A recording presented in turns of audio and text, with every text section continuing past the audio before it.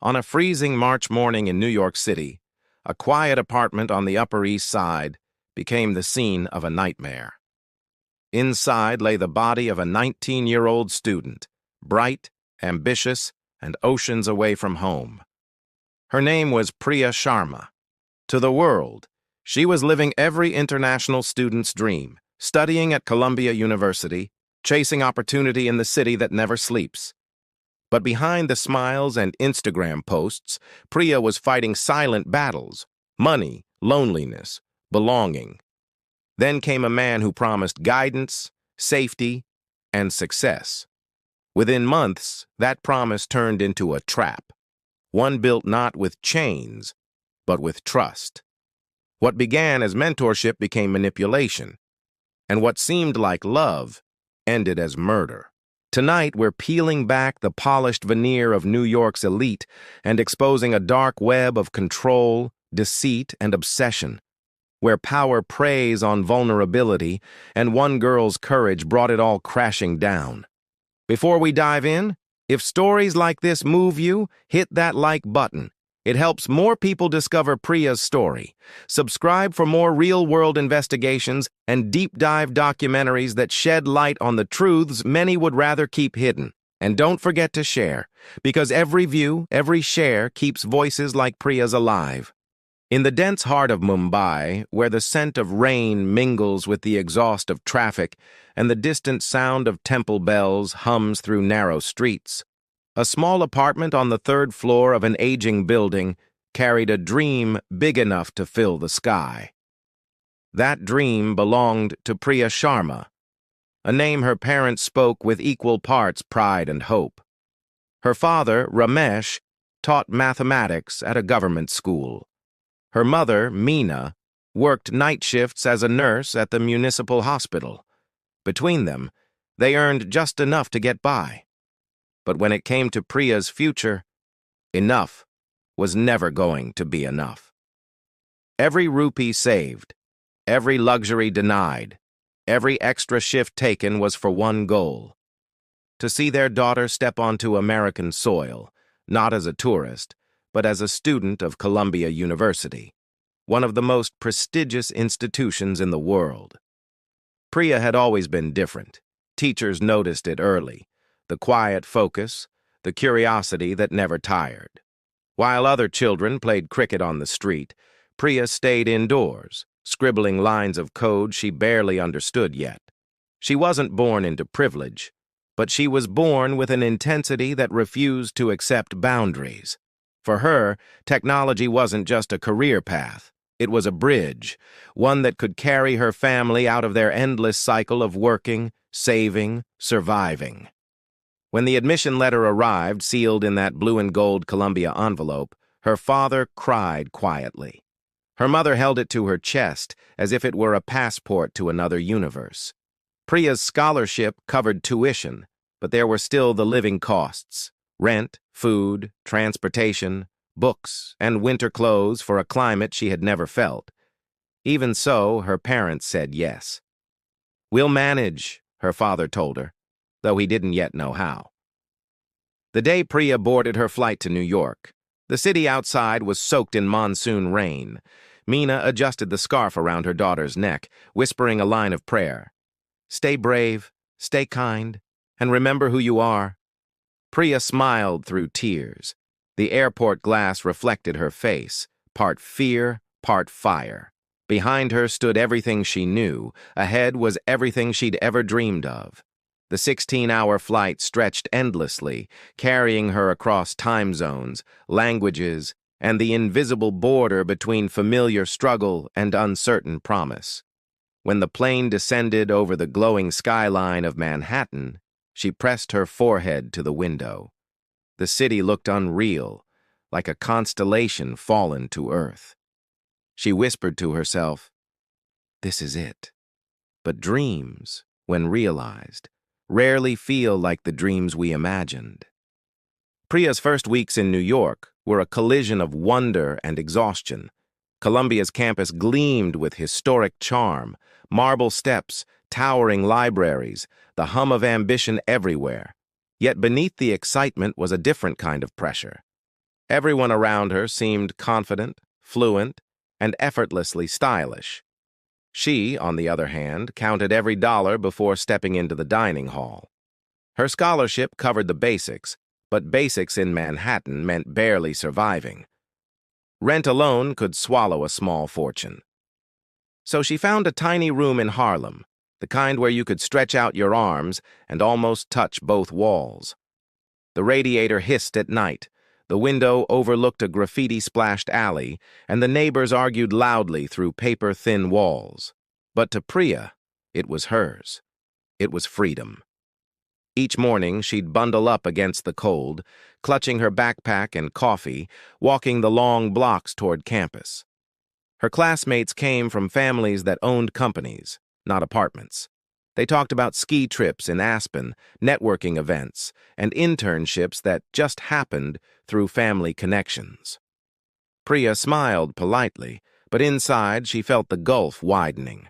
To make ends meet, she took a part-time job at a small cafe near Morningside Heights. The pay wasn't much, but it kept her afloat, barely. Between classes, assignments, and shifts, she often skipped meals to save money. Her friends saw her as hard-working and cheerful, the girl who never complained. But in her quiet moments, she'd scroll through social media, watching classmates post pictures of rooftop dinners and Broadway nights, feeling that familiar sting of distance. Still, Priya hid her struggles from her parents. On video calls, she spoke only of success. "The professors are amazing," she'd say. "The campus is beautiful." She never mentioned the sleepless nights, the loneliness, or the constant worry that her next paycheck wouldn't stretch far enough.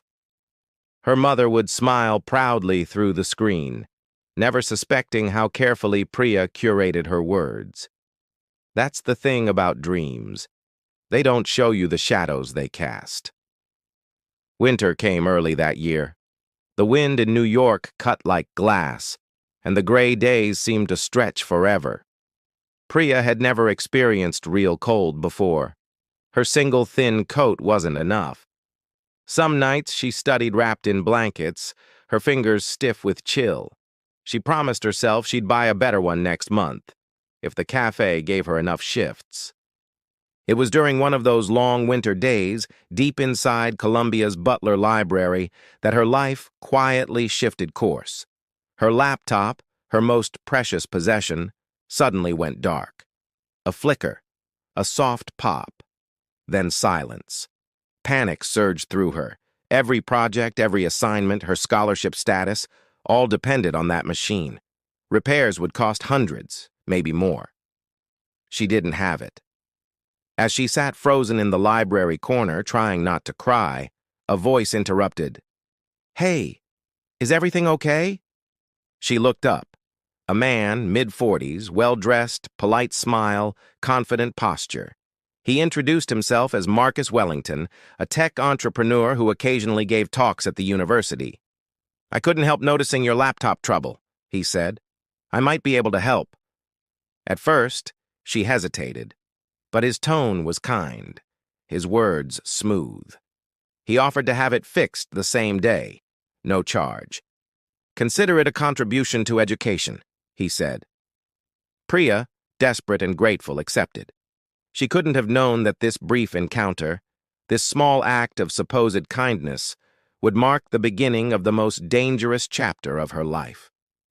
Back in her apartment that night, Priya wrote in her journal, "Today reminded me that good people still exist."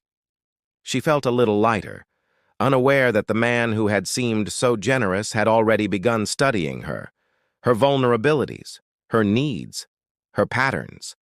Marcus wasn't helping. He was recruiting. But in that moment, Priya couldn't see it. She only saw a door opening, perhaps a mentor, perhaps a friend. She didn't know that predators rarely arrive with red flags. They come with smiles, solutions, and perfect timing. Over the next few weeks, she occasionally crossed paths with Marcus again, on campus, online, and once, purely by coincidence, at a cafe near her part-time job. He asked about her studies, her family, her goals. He spoke with the easy authority of someone who had conquered the same world she was struggling to navigate. "If you ever need guidance," he told her, "I'd be happy to mentor you. I remember what it's like to start from nothing." Priya, exhausted and isolated, wanted to believe him. Her professors were brilliant but distant. Her friends were busy chasing internships and social lives. Here was someone who seemed to see her, not as a poor foreign student, but as a promising young mind. It felt validating, comforting even. In truth, that's how grooming begins. Not with threats, but with understanding. Not with force, but with attention. By Christmas, New York shimmered with lights and expensive cheer.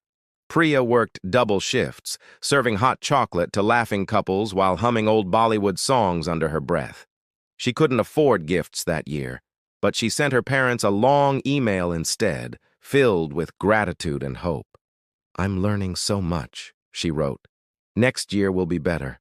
I can feel it." And for a moment, she believed it. Yet even in this new world of dreams and ambition, danger had already taken root. It wore a tailored suit, held a polite smile, and knew exactly what she needed to hear. The dream that crossed oceans had reached its destination, but it was standing at the edge of a trap it could not yet see. When you first arrive in New York, it's easy to believe the city is alive for you. The glittering skyline feels like a promise. Every light in every window whispering, "You can make it here." But for Priya Sharma, that illusion began to flicker almost as soon as she landed. The city she had imagined through movies and glossy brochures was very different from the one she now lived in. The subway smelled of metal and exhaustion. The wind between the buildings felt colder than she'd ever imagined. And time, that elusive, precious thing, always seemed to run faster than she could catch it. Classes were relentless, professors demanding, and her job at the cafe left her too drained to do anything but study, work, and sleep. New York wasn't the land of dreams. It was a machine, one that devoured the unprepared and barely noticed. Still, Priya tried to keep up. She smiled when customers snapped their fingers for coffee refills, apologized when orders were wrong, and learned to say, "Have a nice day," even when her feet ached and her tips barely covered dinner. Every night she told herself it was temporary. Just one more semester, she thought, then things will get easier. But they didn't. Money became a ghost that haunted her every decision. The scholarship helped, but there were always unexpected expenses. Textbooks that cost more than her monthly groceries, software subscriptions, and the never-ending train rides between campus and work. Some weeks, she skipped meals. Other times, she told herself she wasn't hungry. Her phone would buzz with messages from her parents. "Are you eating properly? Don't overwork yourself." Priya would send back smiling emojis, photos of Columbia's library, her coffee mug beside an open laptop. Lies made of love. She didn't want them to worry. She had promised them a better life, and she wasn't about to show them the cracks forming beneath her own. Loneliness, however, was harder to hide. New York was full of people, but few ever looked up. Everyone moved fast, eyes glued to their screens, headphones sealing them off from the world. In Mumbai, noise was comfort. Here, silence echoed. Priya often stayed late on campus, not because she had more studying to do, but because the hum of other students made her feel less alone. She joined student groups, coding clubs, cultural societies, hoping to find connection. But even there, subtle differences separated her from the rest. Her accent, her thrift store clothes, the way she packed leftovers instead of buying lunch. Most weren't unkind, just indifferent. She was a face in a crowd, another international student chasing an American degree. In early November, a friend invited her to a networking event downtown. "Great for building connections," they said. Priya hesitated. She owned one formal outfit, borrowed from a friend for presentations. But she went anyway, hoping it might open a door somewhere. The event was held in a rooftop lounge overlooking the city. Everyone seemed effortlessly confident, laughing, shaking hands, exchanging business cards that gleamed under the lights. Priya stood by the window, her drink untouched. Around her, conversations flowed in a language she partly understood but couldn't speak. Privilege. The way people casually mentioned internships at Google, family businesses, or taking a gap year to travel. She smiled when spoken to, but felt invisible. It was there, amidst the noise and charm, that she saw Marcus again. He was talking to a small group, relaxed, commanding attention without trying. When he noticed Priya, his eyes lit up as if he had been waiting for her. "Hey, Columbia's rising star," he greeted warmly. She was surprised he remembered. "How's the laptop?" he asked, laughing lightly. They spoke for a few minutes, and for once, someone seemed genuinely interested in her. He didn't rush, didn't glance over her shoulder, searching for someone more important. He asked about her studies, her goals, her challenges. When she mentioned struggling with networking, he nodded knowingly. "I remember that feeling," he said.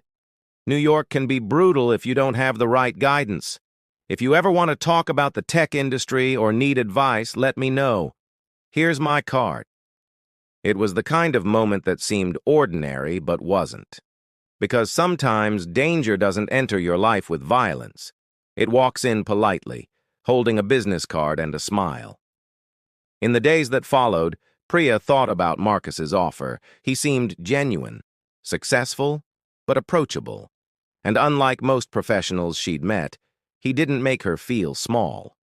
She decided to message him, just to say thank you for fixing her laptop and for his kindness at the event.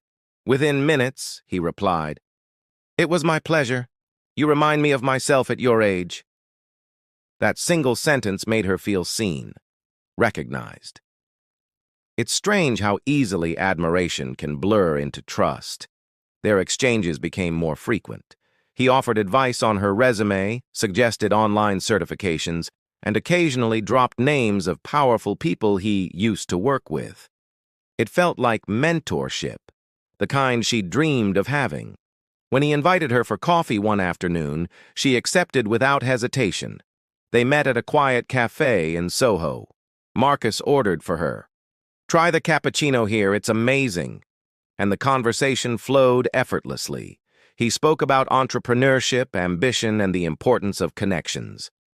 "Talent is nothing without the right doors," he said. "And sometimes those doors don't open for people like us unless someone gives us a push." For Priya, those words resonated deeply. She had spent months feeling invisible, struggling to be noticed. And here was someone not only noticing her, but also offering to help. When Marcus insisted on paying the bill, she protested weakly. He smiled. "You'll return the favor when you're running your own company." It was the first of many coffees. As November turned to December, Marcus became a familiar presence. He sent encouraging messages before her exams, complimented her progress, and occasionally dropped by her cafe for coffee when she was working. Each time, he tipped generously. Her coworkers teased her. "Your rich friend's here again." But she brushed it off with a laugh. He spoke about mentorship programs he'd started for international students, about helping bright minds who just needed a little push. He made it sound noble, almost philanthropic. And maybe it was.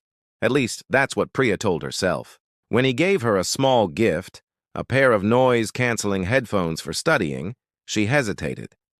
"I can't accept this," she said. "It's too much." Marcus waved it off.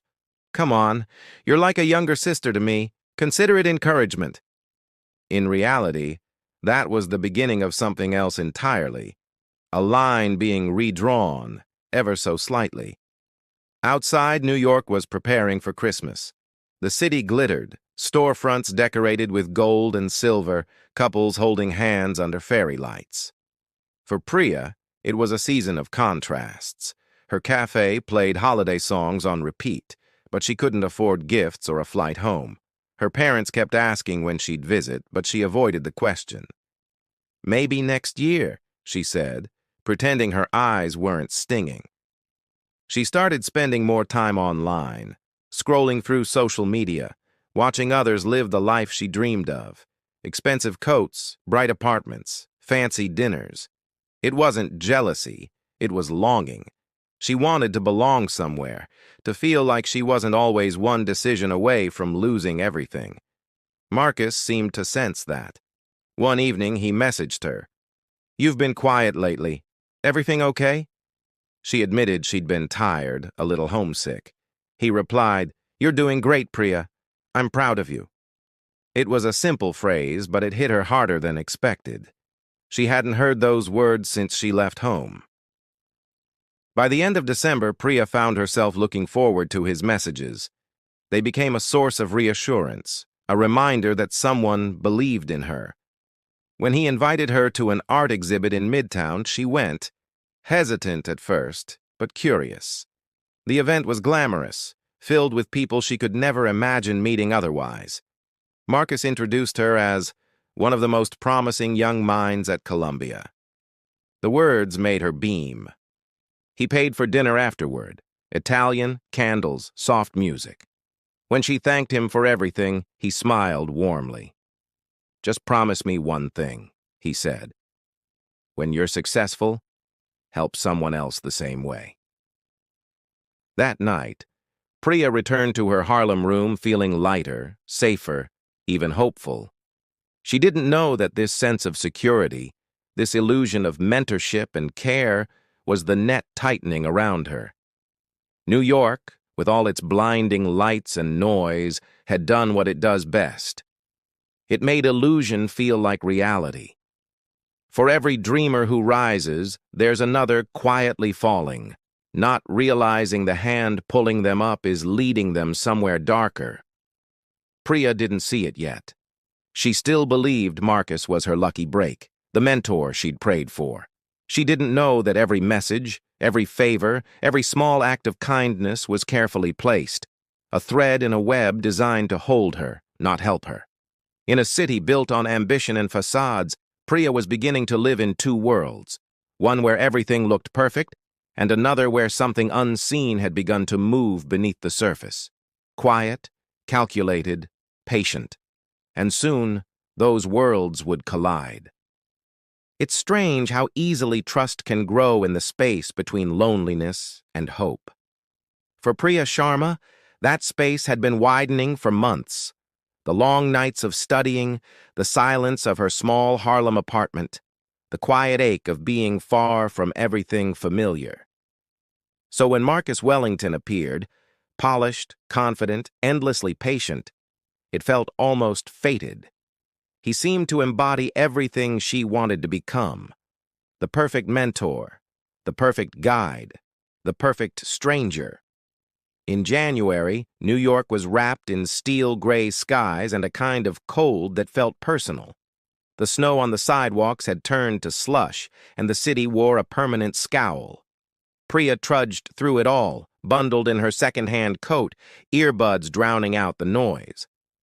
Her semester had just begun, harder and heavier than the last. Assignments piled up, bills loomed. But through all that, Marcus's messages became a small source of warmth. He had a way of making her feel like she wasn't invisible anymore.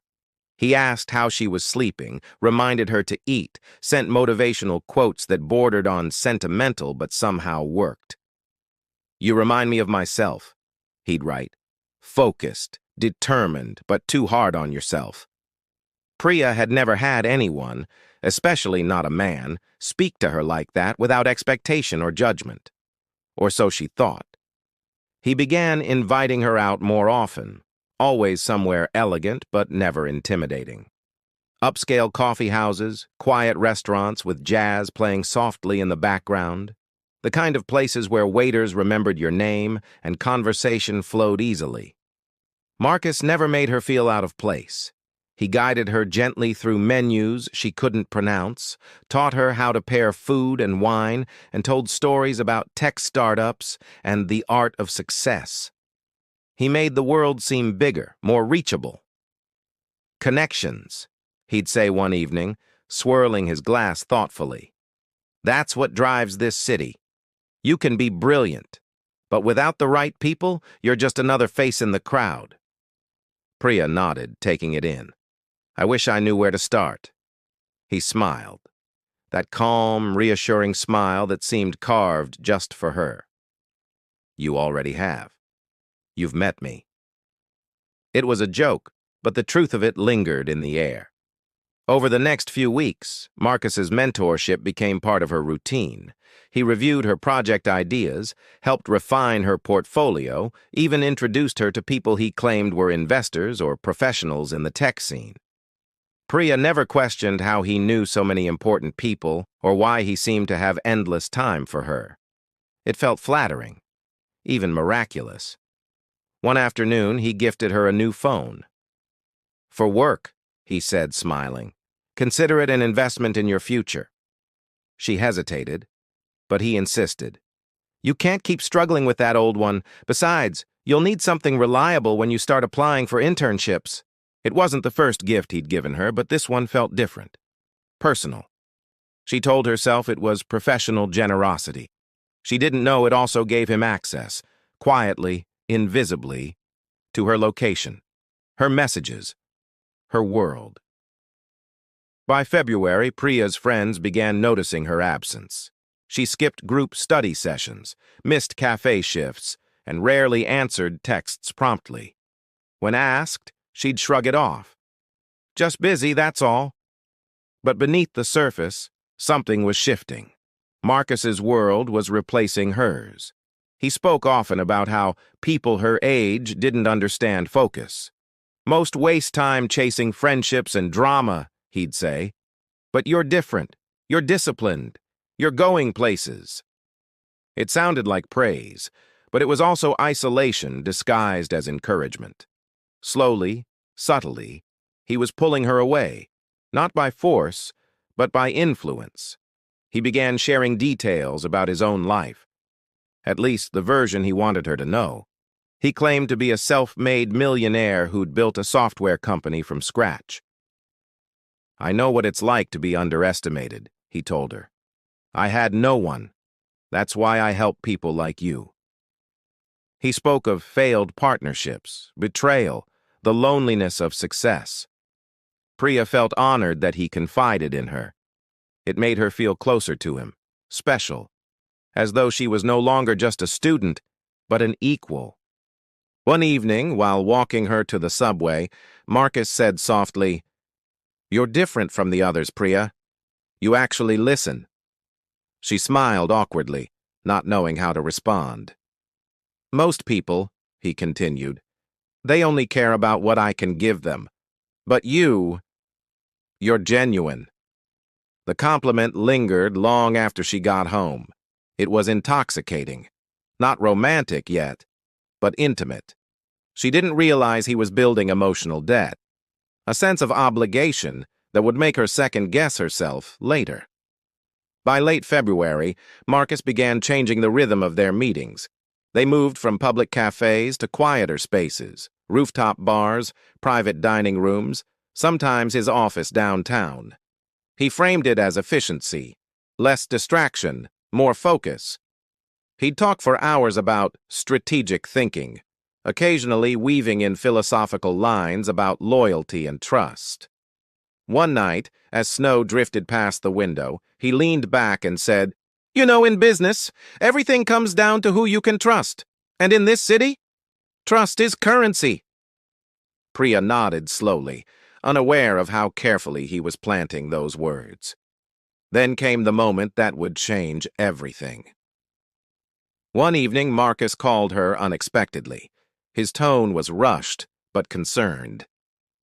Priya, I need a favor.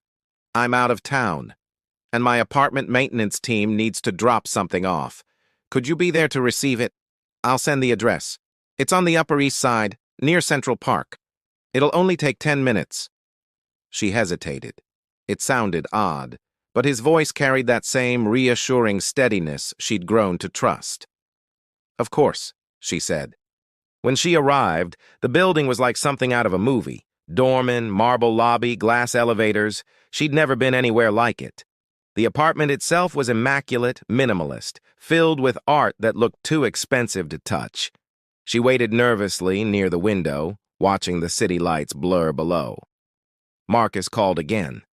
"Sorry, change of plans," he said lightly. "The delivery won't come tonight, but you should keep the keys.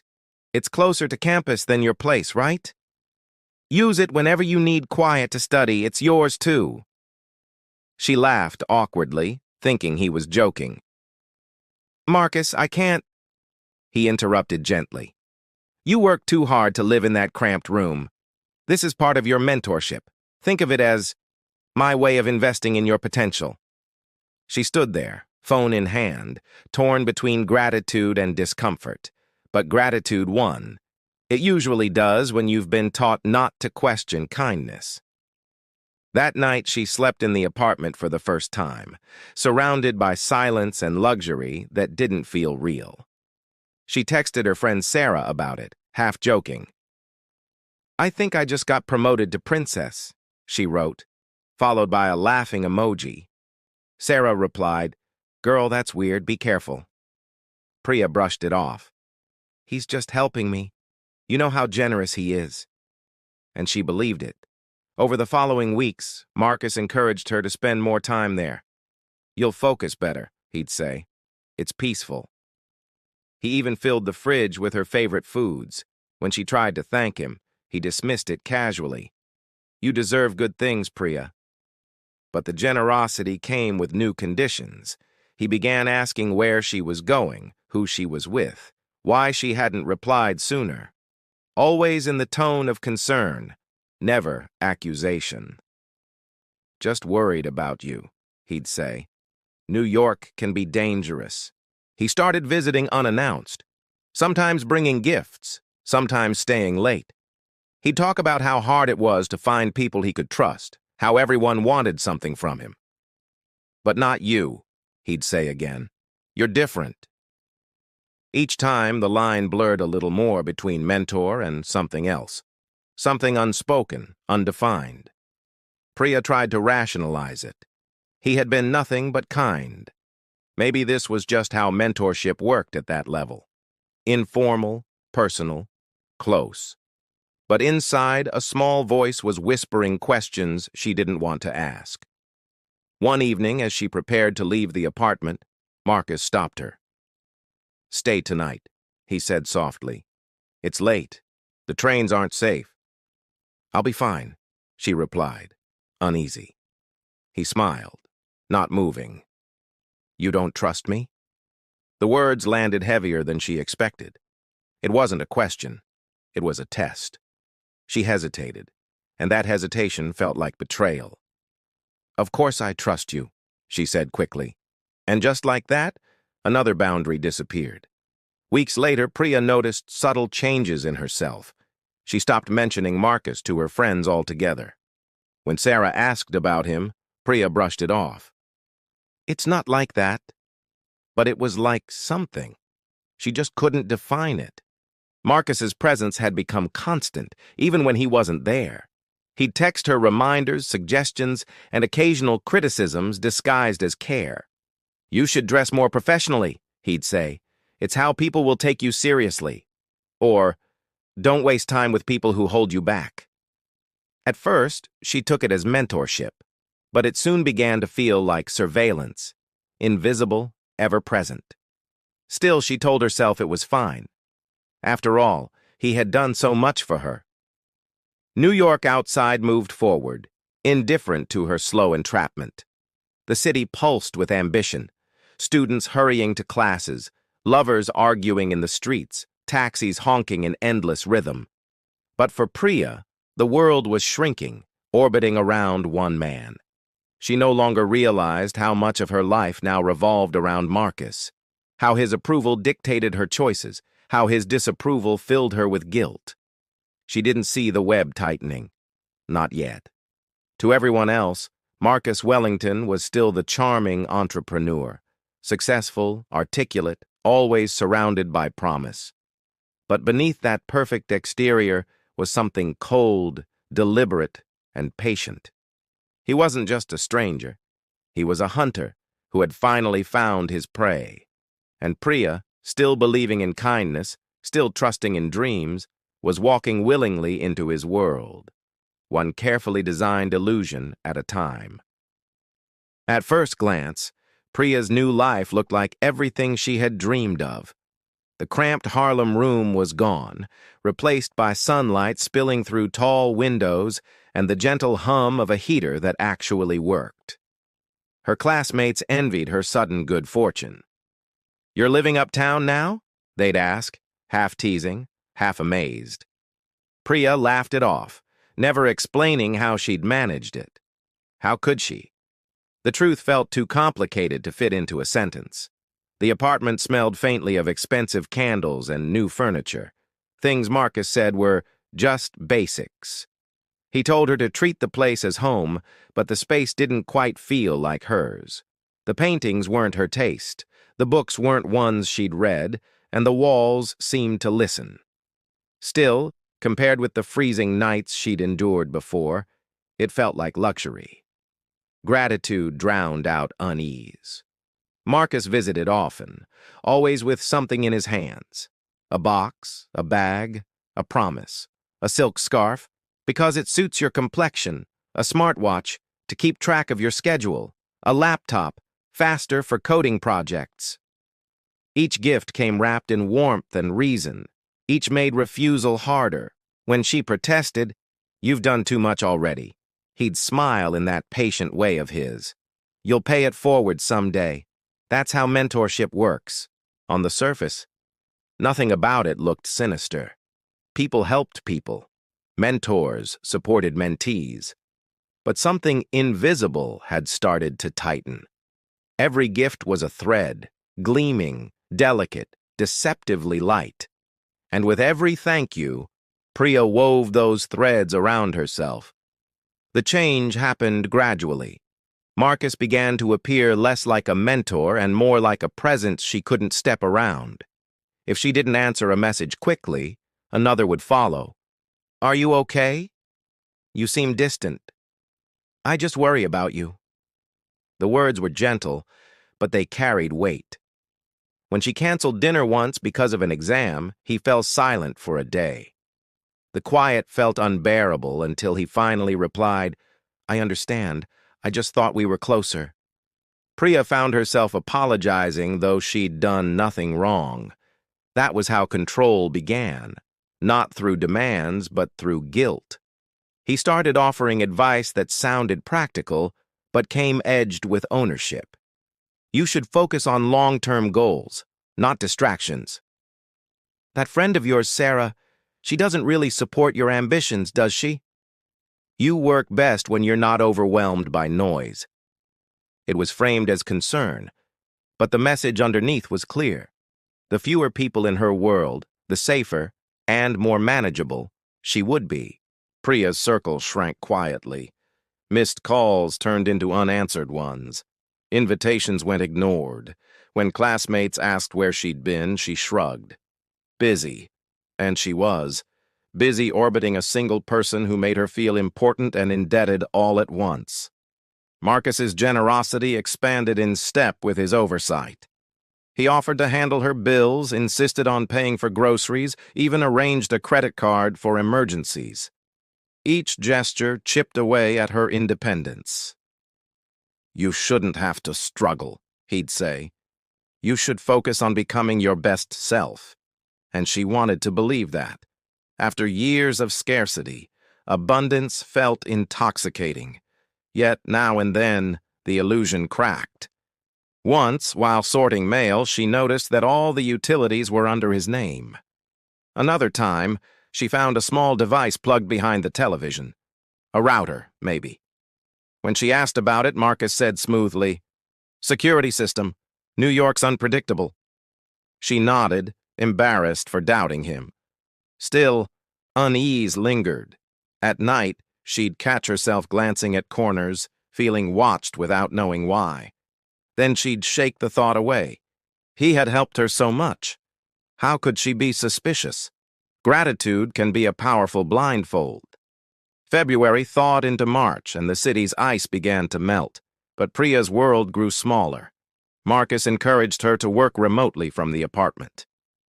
"You'll be more productive," he said. "Less distraction, more control of your time." At first it felt liberating. No crowded subways, no rude customers at the cafe, but soon, days blurred into one another. She woke, studied, texted Marcus, waited for his calls, slept. When she mentioned applying for internships, he discouraged her. "Those companies exploit students. I can give you real experience. I have projects you could help with." It sounded like opportunity. It was dependency dressed as favor.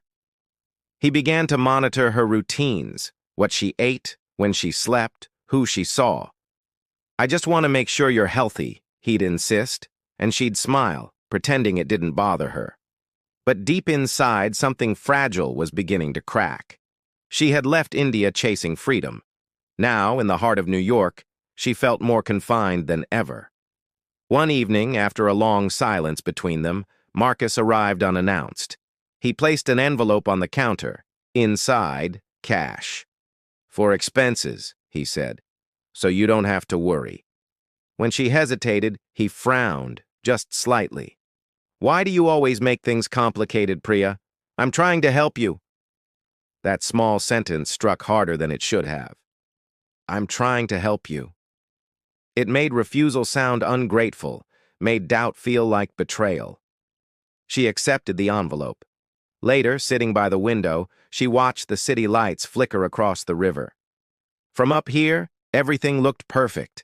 Tiny cars, glowing windows, 1,000 lives moving forward. And yet she felt utterly still. The view was magnificent, but it wasn't hers. It belonged to the man who held the keys, who held everything. The following weeks blurred into routine. Marcus called every morning, texted every night. He spoke about her potential, about a shared future of success. Sometimes his words turned possessive, his tone cooler when she mentioned friends or professors. "They don't understand your brilliance the way I do," he'd say. "You'll realize that one day." Priya started journaling again, secretly, late at night, on paper she kept hidden behind her textbooks. The entries became whispers to herself. "I don't know if this is normal. He says he cares, but I feel smaller. Maybe I'm overreacting." Doubt became her only companion, and even that she learned to silence. By March's second week, subtle fear had replaced gratitude. She noticed he knew things she hadn't told him. Comments about places she'd been, messages she hadn't shown him. When she asked how, he brushed it off. "You must have mentioned it before." She wasn't sure she had. One night, she locked the bedroom door before sleeping.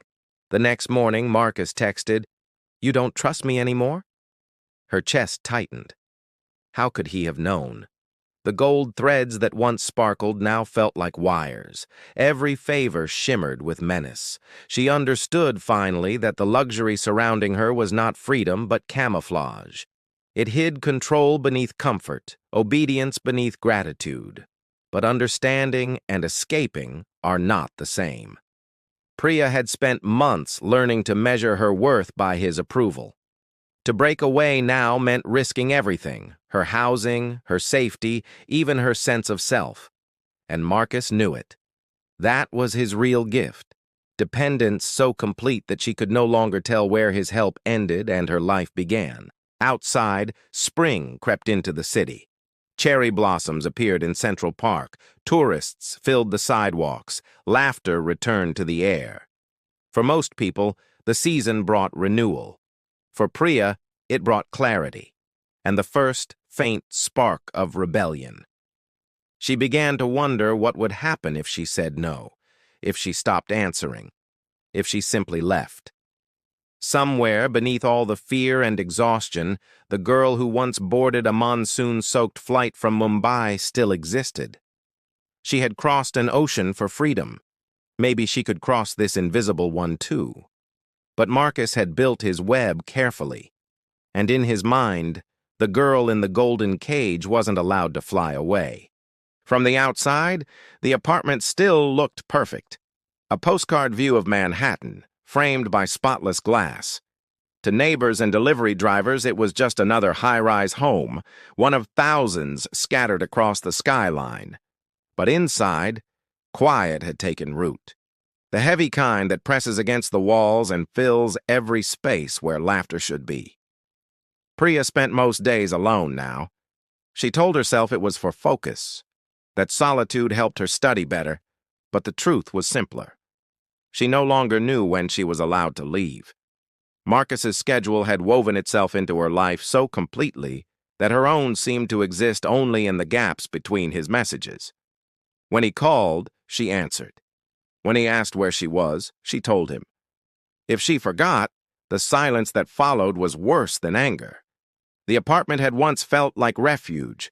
Now it felt staged, as if she were living inside someone else's life. The hum of the refrigerator became company, the click of the door lock a reassurance that she was, for the moment, safe from his unexpected arrivals.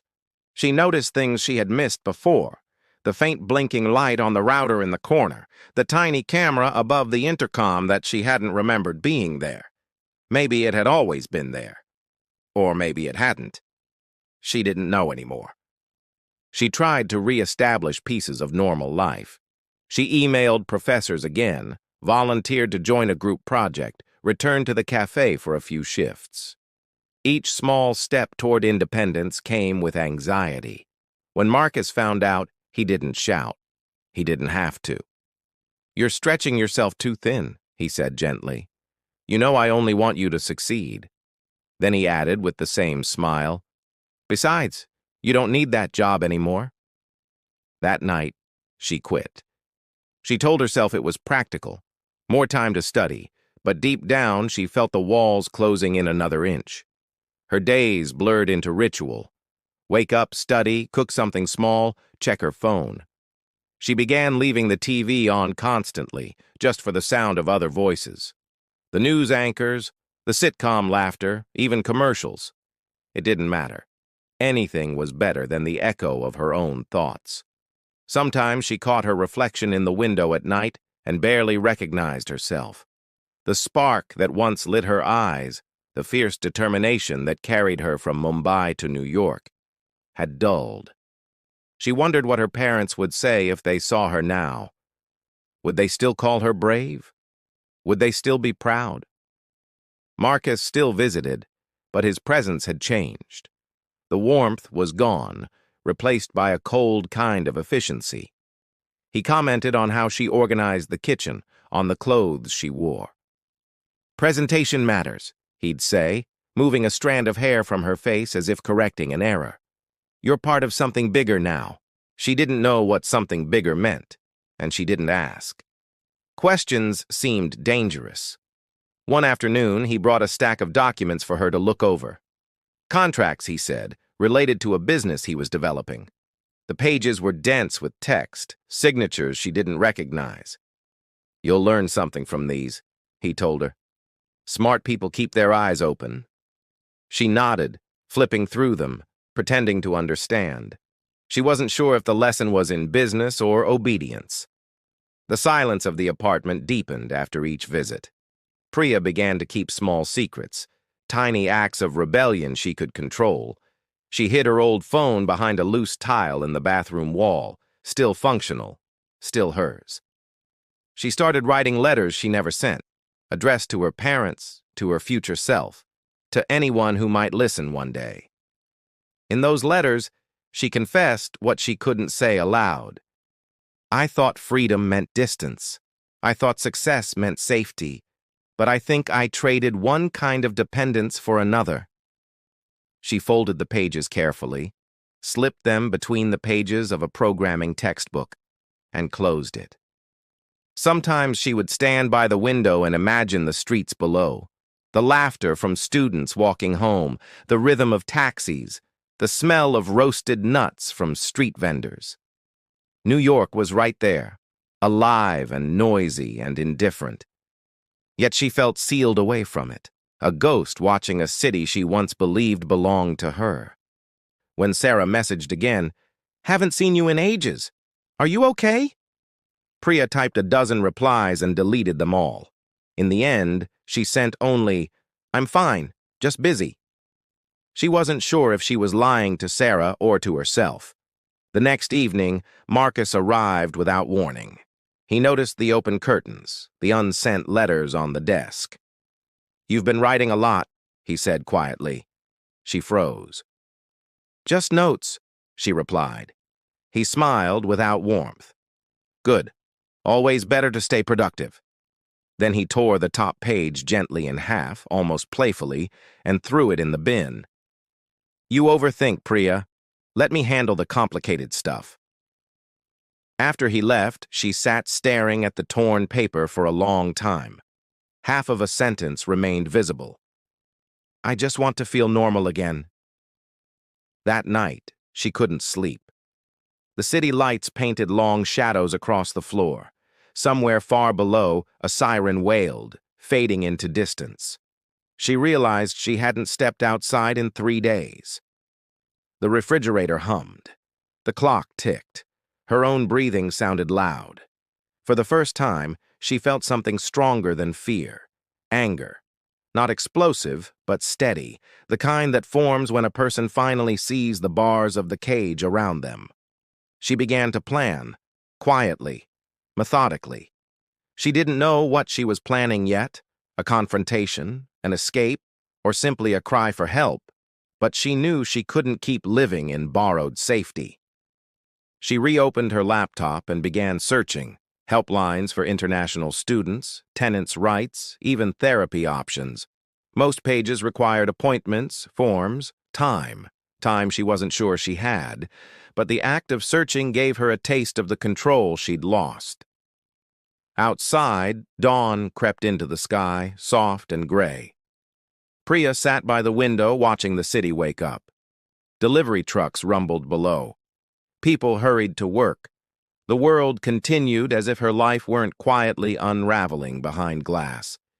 She whispered to herself, "I came here to build something." The words felt foreign now. Build what? A future? A prison? The silence answered. Somewhere deep inside, the part of her that still believed in logic began stitching together the fragments, the constant surveillance, the missing privacy, the isolation disguised as care. Marcus's help was never about generosity. It was about possession. The gifts were not acts of kindness. They were anchors.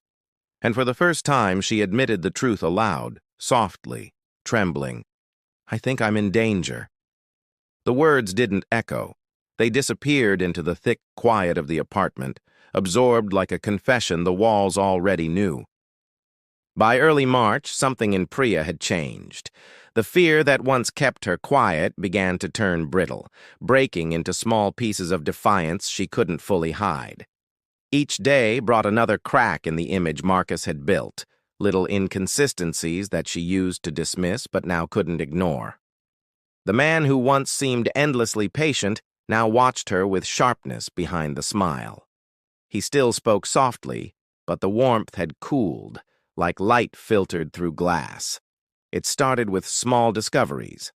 One afternoon, while tidying the desk, she found an envelope marked with another woman's name, written in Marcus's handwriting. Inside were receipts from hotels, train tickets, and a photograph folded so many times the edges had torn. The girl in the photo looked no older than Priya, standing beside Marcus at a conference. The sight froze her. The expression on the girl's face wasn't happiness. It was strain disguised as a smile. She put the photo back where she found it, heart racing, mind spinning. Maybe it meant nothing, she told herself.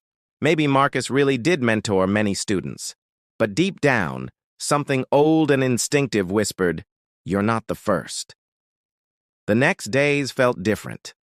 Every text from Marcus carried an echo she couldn't unhear. When he said, "You know I care about you," she wondered how many others had heard the same words.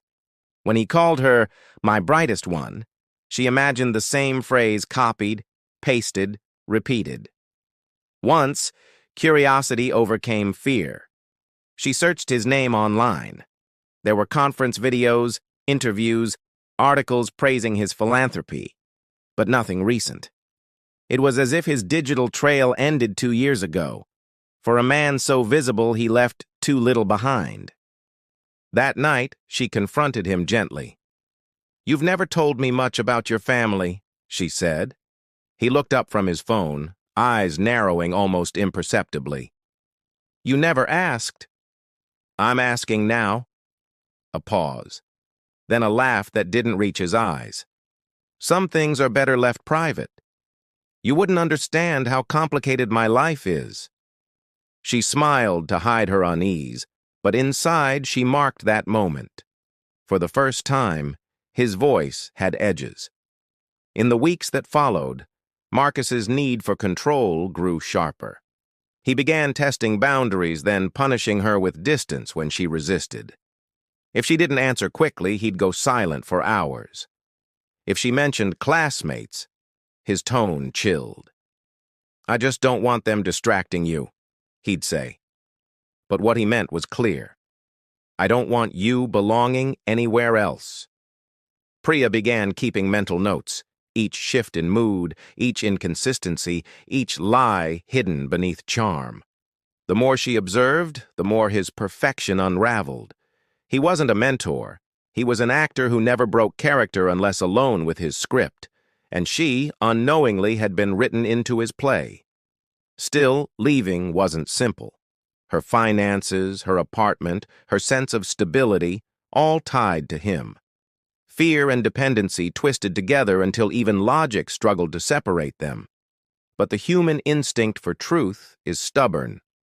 Once doubt wakes, it doesn't go back to sleep. One afternoon, while Marcus was away, a delivery arrived addressed to him. The doorman handed it over without question. Priya carried it upstairs, debating whether to open it. Her conscience screamed no. Her curiosity whispered yes. Curiosity won. Inside were documents, passports all with different names but the same face. Marcus's face. Her pulse hammered. She flipped through them in disbelief. Marcus Wellington, David Morrison, Daniel West, different identities, same photo. A chill spread through her. Every gift, every promise, every speech about trust now rang hollow. She wasn't the first, and she wouldn't have been the last. She photographed everything, pages, serial numbers, even the envelope, then put them back exactly as she'd found them. Her hands trembled the entire time. That night, she couldn't look at him the same way. When he spoke, she watched not the words, but the space between them, the flicker of calculation behind his eyes. The mask had slipped, and though he didn't know it yet, she'd seen the face beneath. The next few days were an act of performance. Priya laughed at his jokes, replied to his texts, followed his routines. But beneath the surface, she planned quietly, contacting her friend Sarah through coded messages, backing up files from her laptop onto a hidden drive, writing a timeline of events in case something happened. Each small action felt like reclaiming a piece of herself. Meanwhile, Marcus seemed to sense something shifting. He grew unpredictable, sometimes affectionate, sometimes distant. Once, he said out of nowhere, "You know, people disappear in this city every day. No one even notices." Then he smiled as if it were a joke. She smiled back, but her blood ran cold. She realized then that leaving wasn't just about breaking free. It was about surviving the process. One evening, while she prepared dinner, Marcus received a call. He stepped out onto the balcony, voice low but tense. Priya couldn't make out the words, only the tone, anger disguised as control. After he left, she glanced at the phone still resting on the table. A new message flashed from a contact saved only as C. It read, "You promised this would be the last one." The last what? The question burned in her mind. She didn't dare reply, but the truth was now too large to ignore. Later that night, she sent Sarah a message from her hidden phone. "If anything happens to me, check the folder labeled Projects." It was the first time she allowed herself to admit that something might indeed happen. Days turned into tension. Every knock on the door made her heart race. Every vibration of her phone felt like a warning. She lived in a constant state of quiet calculation. How to act, what to say, how to keep him from sensing her fear. But the mask wasn't just slipping for Marcus, it was breaking. The lies he built began to collapse under their own weight. He repeated stories with details that changed each time, mentioned people she later discovered didn't exist. When she pointed out small inconsistencies, he laughed them off. "You remember everything too literally," he'd say. "You should learn to relax." Relaxation had become impossible. Priya began to document everything more carefully: dates, conversations, even screenshots of his messages. It wasn't only self-protection anymore, it was determination. If she couldn't escape quietly, she'd make sure the truth outlived her silence. One night, she whispered to her reflection, "You will not disappear." The girl staring back looked exhausted, but resolute. The fear was still there, but now it had direction. Outside, the city continued to glitter, indifferent and alive. But inside that high-rise apartment, a quiet revolution was unfolding. Priya Sharma, once a symbol of vulnerability, was becoming something else.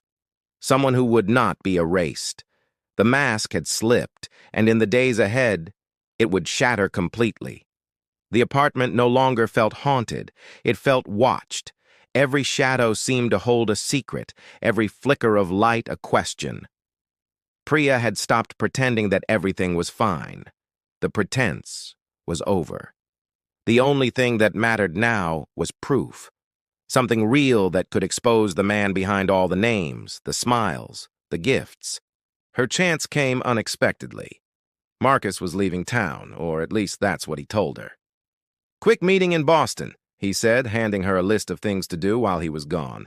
"Keep the place organized, handle any mail. I'll be back in 2 days." He left his laptop behind, closed but not locked. It sat on the desk, humming quietly as though waiting. For hours, Priya circled it like it was a living thing. She knew she shouldn't open it. She also knew she had to. Fear and courage often look identical at the beginning. Finally, she pressed the power button. The desktop loaded to a folder marked Special Projects. The title looked harmless enough, professional even. But inside were subfolders labeled with first names: Anastasia, Laura, Aisha, May, Clara. 7 in total. Each folder contained photos, copies of IDs, and notes written in the same precise tone Marcus used when lecturing her. Under Priya, she found transcripts of their messages, surveillance images from the apartment, even a document named Progress Report. Her breath caught. This wasn't mentorship, it was record-keeping. She clicked through the other folders, horror mounting with each one. Every woman's story followed the same arc: scholarship student, overseas, limited family nearby. Each had received gifts, an apartment, support. Each file ended abruptly, dates stopping mid-year, no explanation. At the bottom of Anastasia's folder was a police report from 2023. Accidental overdose, case closed. The note beside it, written by Marcus, read simply, "Unstable. Poor risk management." Priya pushed the chair back, heart pounding so hard it drowned out the sounds of the city below. She didn't cry, not yet. Shock can mimic calm. It lets the body keep moving while the mind catches up. She connected her hidden flash drive and began copying everything: documents, images, correspondence. When the files finished transferring, she hid the drive inside the lining of her jacket. Then she sat still for a long time, listening to the hum of the laptop fan, the sound of her own breath, the muffled city outside. The realization settled slowly. She was living inside evidence. Every corner of this apartment was part of his design. Every act of kindness had been data collection. When fear finally arrived, it came as nausea.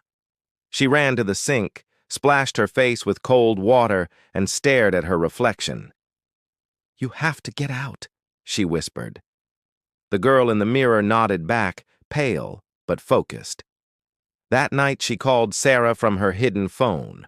When her friend answered groggily, Priya spoke in fragments. "It's worse than I thought. He's done this before. I have proof." Sarah urged her to leave immediately, to come stay with her, to call the police, but Priya shook her head, though Sarah couldn't see it. "Not yet. I need to make sure they can't erase it this time." They agreed on a plan. Priya would upload the files to a cloud drive, send Sarah the password, and keep a backup hidden separately. It wasn't much, but it was something. She spent the rest of the night organizing evidence. For every file she read, another piece of the puzzle locked into place. The pattern was unmistakable: money, manipulation, then disappearance. The precision of it terrified her. Marcus hadn't just been a predator, he was a system built to look human. When dawn crept through the curtains, Priya felt both exhausted and strangely clear-minded. For months she had lived in confusion, trying to reconcile the person she thought Marcus was with the unease she felt. Now, the two images stood apart, sharp and irreconcilable. There was no kindness in him, only strategy. She walked through the apartment one last time, noticing how carefully it had been curated, the furniture positioned for camera angles, the decor neutral enough to suit anyone. It wasn't a home. It was a set. For the first time, anger burned brighter than fear.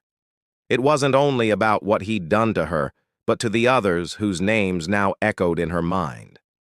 They had been erased from their own stories. She refused to let that happen again. When Marcus returned, he found her calm, almost too calm. She offered tea, asked polite questions, and smiled when he spoke about his meetings. He didn't notice the difference. Predators rarely sense danger coming from their prey. They assume control is permanent. That evening, while he showered, Priya slipped the flash drive into her pocket. She had already sent copies of everything to Sarah. The next step would be harder, confronting him, not out of recklessness, but because she needed the truth recorded. His voice, his admission. She had begun using her phone to record conversations secretly. Marcus emerged from the bathroom in his usual tailored ease. "You look thoughtful," he said. "I was just wondering," Priya replied quietly, "how many students you've mentored?"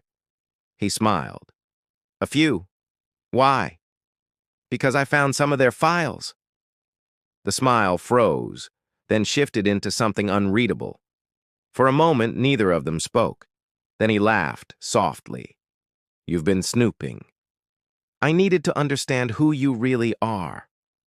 His eyes darkened, the charm evaporating like mist. "Careful, Priya. You don't understand the kind of world you're stepping into."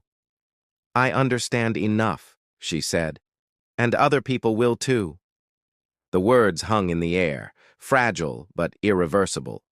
That night was quiet, too quiet. Marcus didn't shout.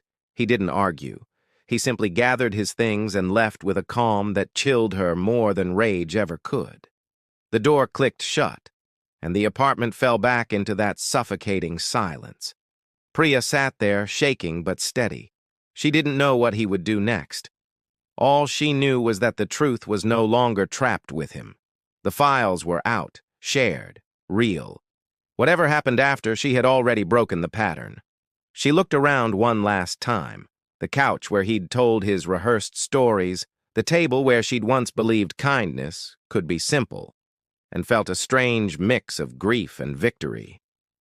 She whispered to the empty room, "It's over."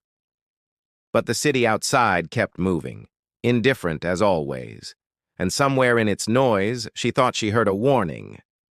For men like him, it's never truly over. For days, Priya rehearsed what she would say.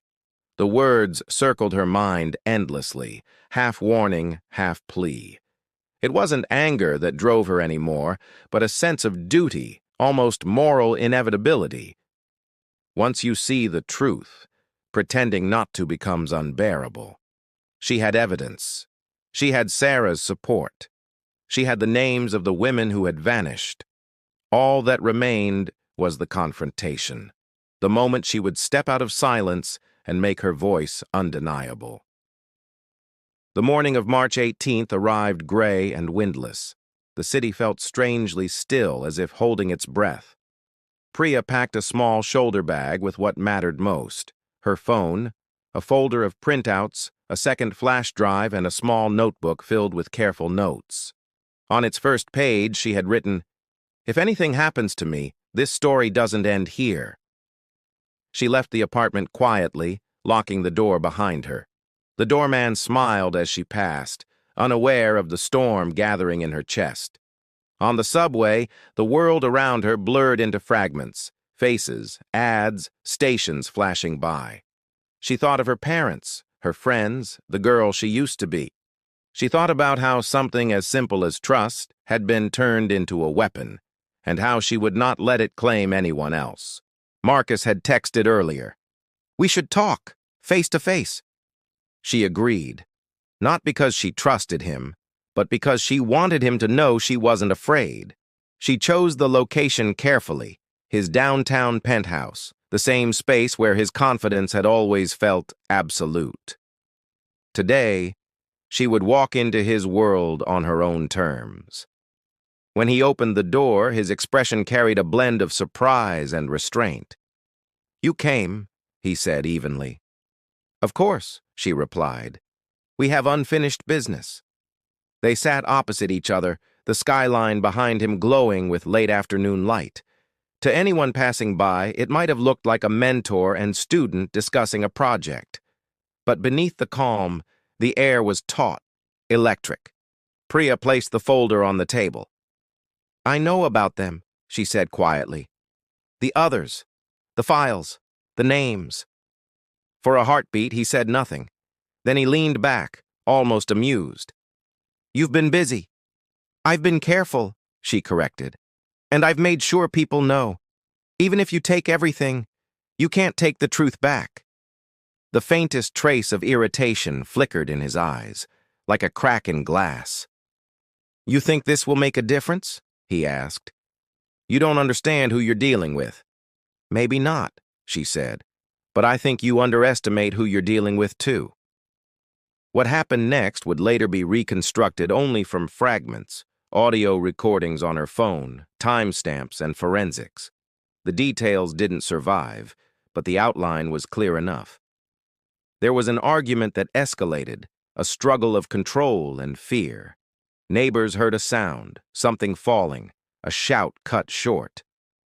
When Marcus left that evening, the apartment looked orderly again, too orderly. The kind of cleanliness that tries to erase what it can't undo. Hours later, when Priya's phone stopped transmitting, Sarah grew uneasy. She tried calling, then messaging, then finally reached out to the police, forwarding every file Priya had sent. The message was simple: something's happened. She found something dangerous. By morning, officers entered the Upper East Side apartment and found what Marcus had left behind. There was no struggle visible at first glance, but detectives noticed details others might miss: the chemical smell, the misplaced furniture, the hidden phone beneath the mattress still recording faint static. That recording would become crucial. Though faint, it contained enough to confirm that Priya hadn't been alone, that she had confronted him, and that she had fought to the end. Detective Michael Torres, who led the case, later described it as a thread that unraveled a hidden empire. The data Priya gathered exposed not just Marcus's lies, but the entire network of exploitation he'd built behind his multiple identities.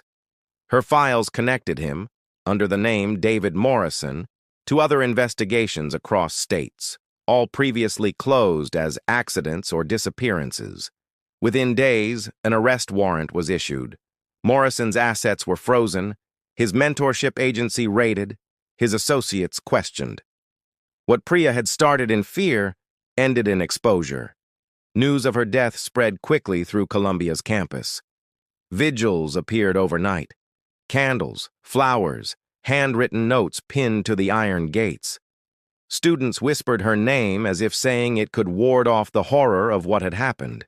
Professors spoke solemnly about the dangers faced by international students, about systems that fail to notice when someone quietly vanishes. Her parents arrived from Mumbai a week later, standing outside the very building their daughter had once called a blessing. The university arranged translators, counselors, condolences. But there are no words soft enough to explain to parents that their child's dream had turned into a weapon used against her. In the weeks that followed, Priya's evidence dismantled what years of investigation had missed. Her meticulous notes, her screenshots, her recordings, they became the backbone of a criminal case that crossed borders and identities. The headlines called her a whistleblower, a hero, the student who exposed a predator. But beneath every tribute was a quiet truth. She hadn't sought heroism. She had only wanted to be free. Her courage forced a reckoning far beyond her story. Columbia and other universities began revising mentorship and housing policies for international students, creating safer channels to report abuse and manipulation. The Indian consulate issued new guidelines for overseas student welfare. Her name, once whispered with pity, became a symbol of accountability. Sarah attended every hearing that followed, sitting in the front row, clutching Priya's notebook. She later said what everyone else had begun to understand. Priya didn't lose. She made sure he couldn't win again. The apartment where it all began was sealed for investigation, its walls stripped bare of furniture and art. But some things can't be removed. Even empty, it carried the weight of what she had done there, how she had turned fear into evidence, silence into truth. In the end, the confrontation that was meant to silence her did the opposite. It gave her story permanence. The city moved on, as cities always do, but somewhere in the rhythm of the subways and the hum of late-night cafes, her story lingered, a quiet warning and a louder reminder. Behind polished smiles, danger sometimes wears civility. Behind closed doors, courage sometimes speaks softly but changes everything. For weeks after Priya's death, the story spread quietly. First as rumor, then as revelation. What began as a single case of unexplained circumstances soon grew into something far larger, far darker. Behind the polished veneer of mentorship and success lay an intricate web of false identities, shell companies, and silenced victims. Marcus Wellington, the man Priya believed she knew, no longer existed. He had never existed at all.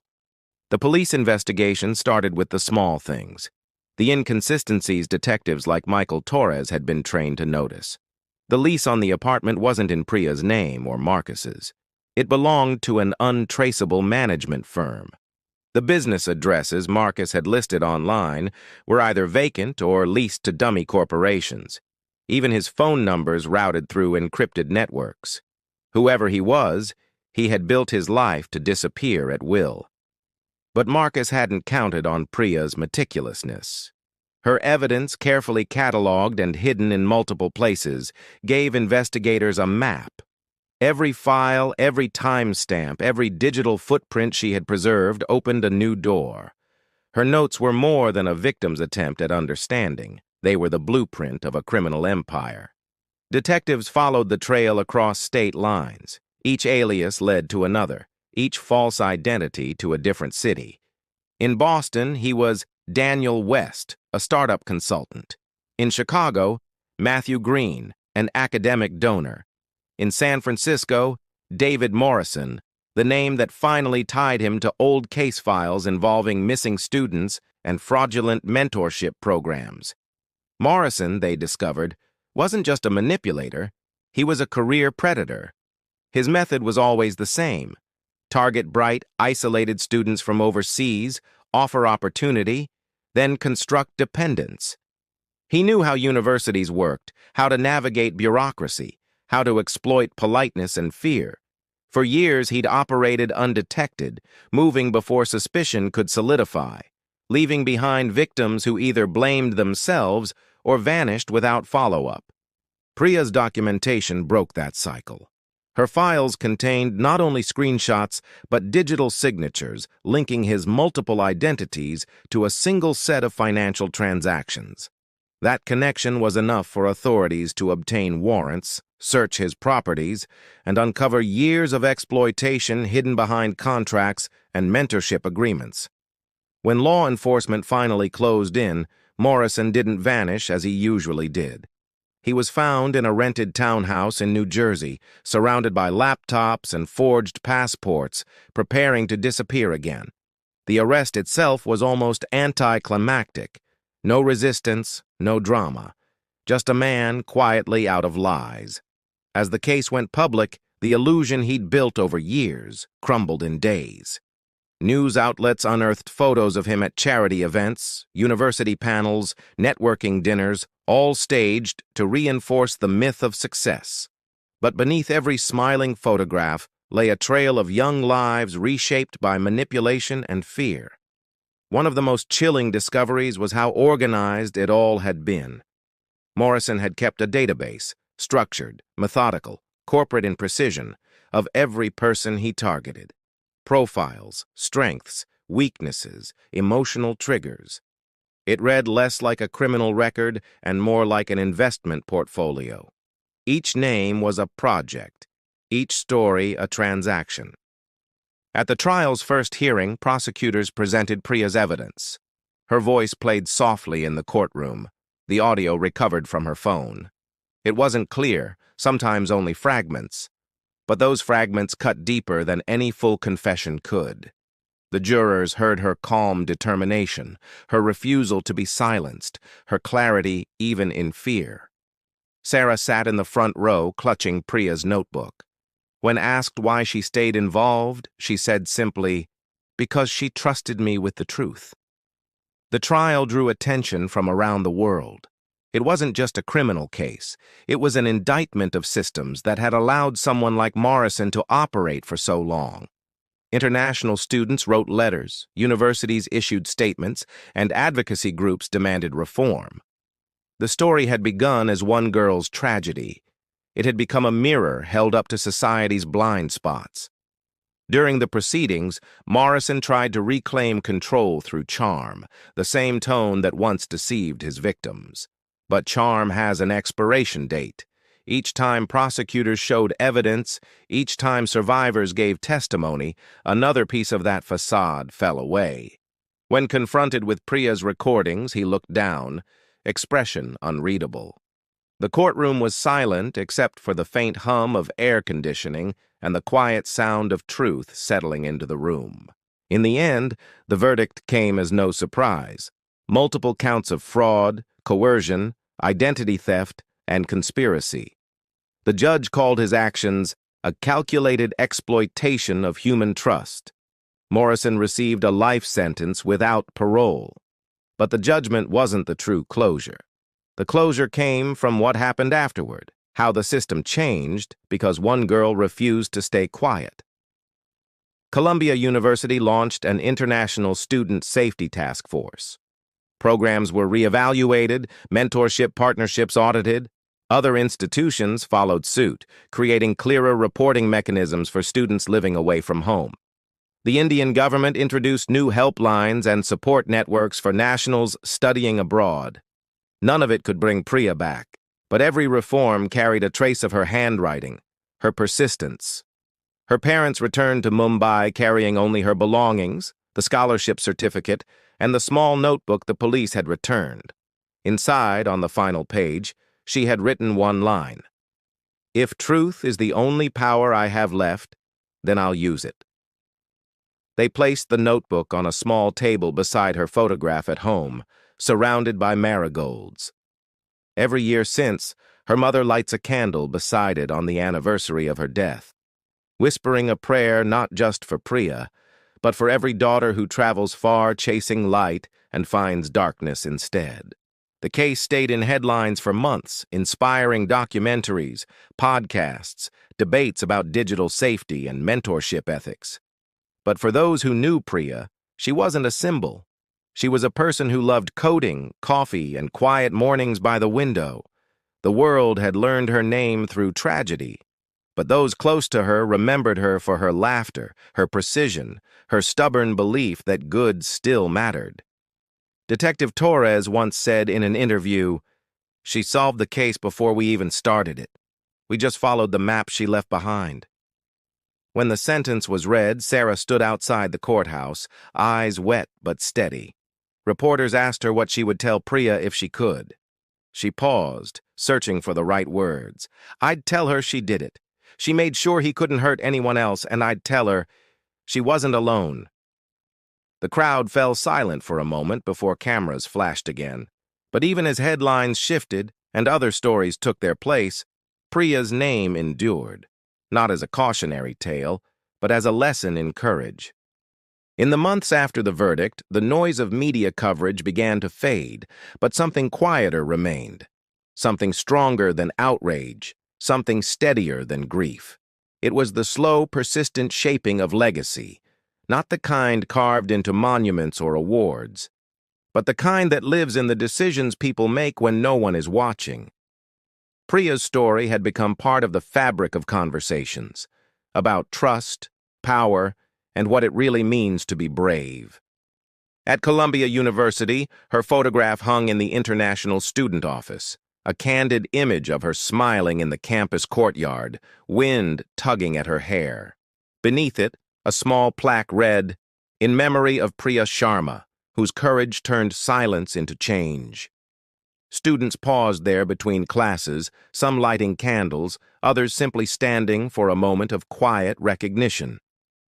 To newcomers arriving from faraway places, she was both a warning and a guardian, a reminder that their voices mattered. Policies had changed, yes, but the deeper shift was cultural. Mentorship programs were restructured to include background checks and transparent communication guidelines.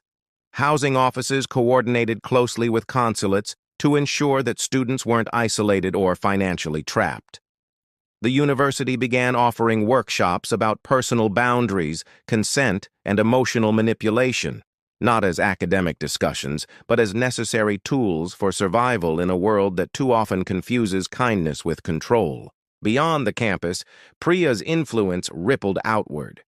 Advocacy groups formed in her name, led by women who saw parts of themselves in her story, students who had felt the quiet pressure of dependency, who had been told to be grateful when something felt wrong.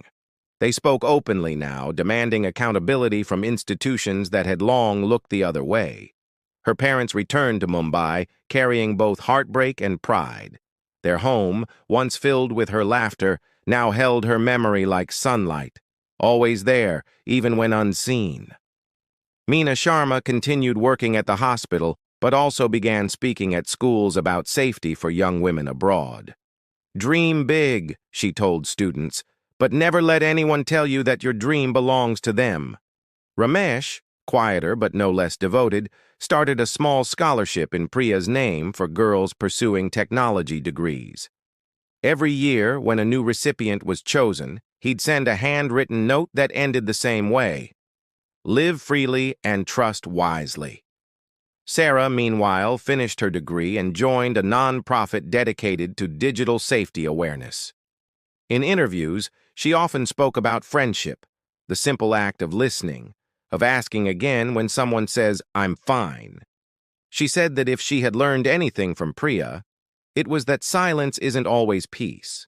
Sometimes it's a call waiting for someone to answer. The detective who led the case, Michael Torres, still kept a copy of Priya's evidence file on his desk. When new recruits joined his department, he'd tell them her story, not as tragedy porn, but as instruction. "Investigations don't start with clues," he'd say. "They start with someone who refuses to look away."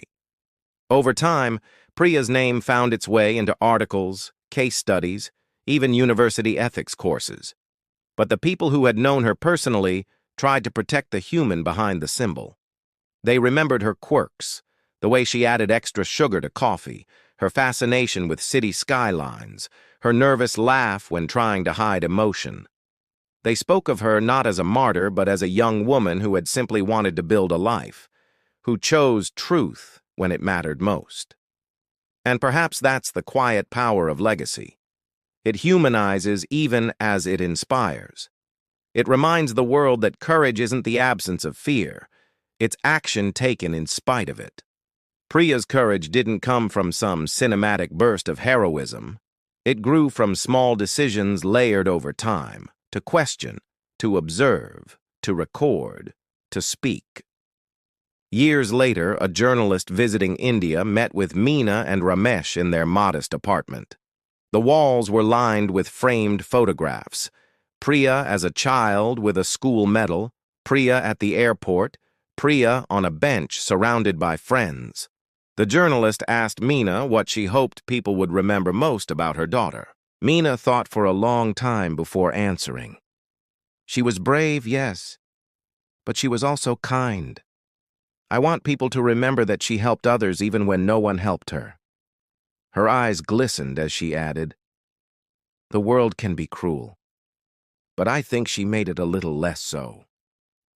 On the first anniversary of Priya's death, a small gathering took place on the steps of Columbia's Low Library. The crowd wasn't large: students, professors, neighbors, and strangers who had followed her story. They stood under a soft drizzle, holding candles that flickered against the wind. Sarah spoke first. "Priya's life taught us that courage doesn't always shout," she said. "Sometimes it whispers, writes, documents, prepares. And sometimes, even when the person is gone, the courage keeps working." A moment of silence followed, broken only by the rustle of rain. Someone began to hum a familiar Hindi lullaby, one Priya's mother had mentioned she used to sing before exams. Others joined in softly until the melody drifted across the campus, fragile but steady, like the persistence of memory itself. As night fell, the lights of New York reflected off the wet streets. The city, vast and restless, moved forward as it always had. But somewhere in the rhythm of it, in the quiet cafes, in the late-night libraries, in the hearts of students far from home, her story lived on. Maybe courage doesn't always end in victory. Maybe it simply creates room for others to begin where someone else left off. Priya Sharma had started as a dreamer from Mumbai, chasing a future coded in lines of software. In the end, she rewrote something far greater: the way people understood trust, mentorship, and resilience. Her story closed a chapter on deception, but it opened another on awareness, a reminder that truth, even when buried beneath manipulation, can still find its way to light, and that sometimes one quiet voice is enough to change the sound of an entire city. When a story like Priya Sharma's ends, the world often moves on quickly. Headlines fade, courtrooms empty, and new tragedies take their place in the endless scroll of information. But some stories don't disappear. They stay, quietly echoing in the places we least expect. A late-night subway ride, a conversation about safety, a moment of hesitation before trusting too easily. Priya's story was never just about a crime. It was about what happens when kindness becomes currency, when ambition meets exploitation, and when silence is mistaken for consent. It's about how the very qualities that make someone extraordinary, hope, empathy, the willingness to believe, can also make them vulnerable in the wrong hands. And yet, what she left behind wasn't only pain. It was a roadmap. Her courage showed that truth can survive even when its keeper cannot. Because she documented, because she spoke, because she dared to confront what others ignored, entire systems changed. People saw. People listened. In the end, Priya's voice became what Marcus tried hardest to erase: undeniable. So tonight, as we close this chapter, remember her not for how her story ended, but for what she started. For every student chasing dreams in a foreign city, for every person doubting their instinct because someone tells them they're overreacting, let this be a reminder. Your intuition is your first line of defense. Your story matters before anyone else's opinion of it. If you ever find yourself in the dark, remember this: truth has a way of finding light. Sometimes, that light is you. If this story moved you, share it. Keep Priya's voice alive. The more we talk about what happened, the less power silence has. Subscribe to stay with us as we continue uncovering the stories that remind us. Behind every headline, there's a human being, and sometimes, a hero.